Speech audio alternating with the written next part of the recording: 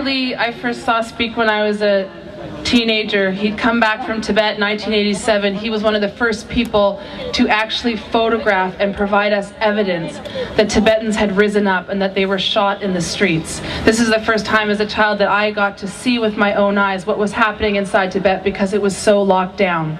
Not like now with cell phones and internet and all of the things. John Ackerly was a witness to the Tibetan people's struggle, and he helped to build this movement and make it what it is today. He's the president of International Campaign for Tibet. ICT does incredible work, helped secure the Congressional Gold Medal for His Holiness the Dalai Lama this past year that made the Chinese government so upset.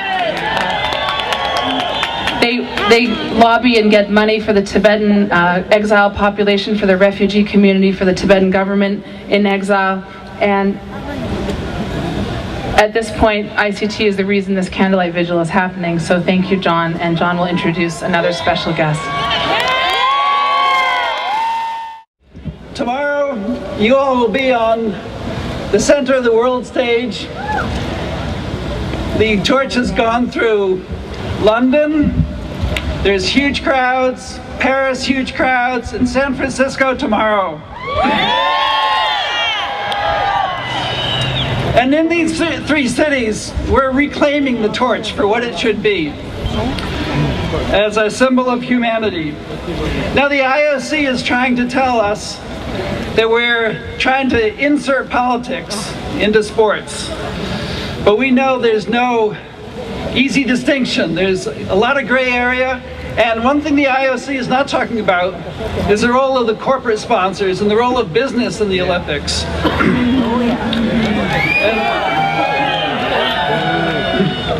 Now, for example, Coca-Cola is a sponsor of this torch relay, and Coca-Cola has said that it's inappropriate to use the torch relay to put political pressure on Beijing.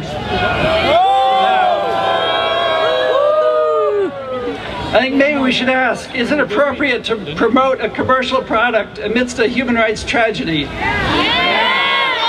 And is it appropriate to sponsor something that is fast becoming a military and security operation in Tibet? So if the torch goes through Tibet, we hope Coca-Cola and other sponsors do the right thing and not sponsor the torch through Tibet. Now, the International Campaign for Tibet, we're based in Washington. We'd rather be based here. Most of our members actually are from California. And as you probably know, there are two major bills in Congress, one in the House, one in the Senate. The House is sponsored by Feinstein. House is by Pelosi. The Senate is sponsored by Feinstein. So we don't have a great freedom fighter with us tonight, Tom Lantos, but his spirit lives on in the greatest congressional delegation to support Tibet.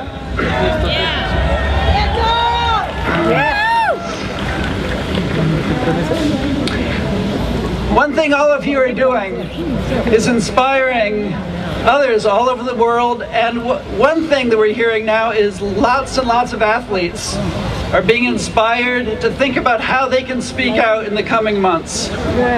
We know that French athletes are working on a badge, and it'll be a matter of conscience for each athlete to find out how they will speak up before, during, and after the Olympics. And I think we're going to see a lot of very interesting activity.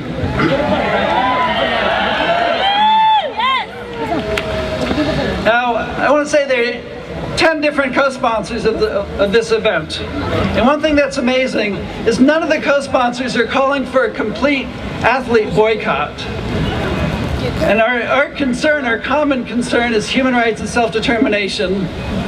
We're asking for the torch not to go through Tibet. We're asking world leaders, President Bush, not to go to the opening ceremonies. These are moderate demands. These are reasonable demands.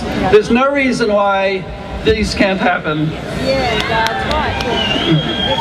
Lastly, we're making history here, not just in the Olympic history books, but also for Tibetans. And we don't know exactly how this chapter will end, but Opportunities like this only come once every generation, possibly. And so it's up to us to make sure that we're doing everything so that when Tibetans look back at the spring of 2008, March 2008, they'll be able to say that this was a moment when a resolution for Tibet began.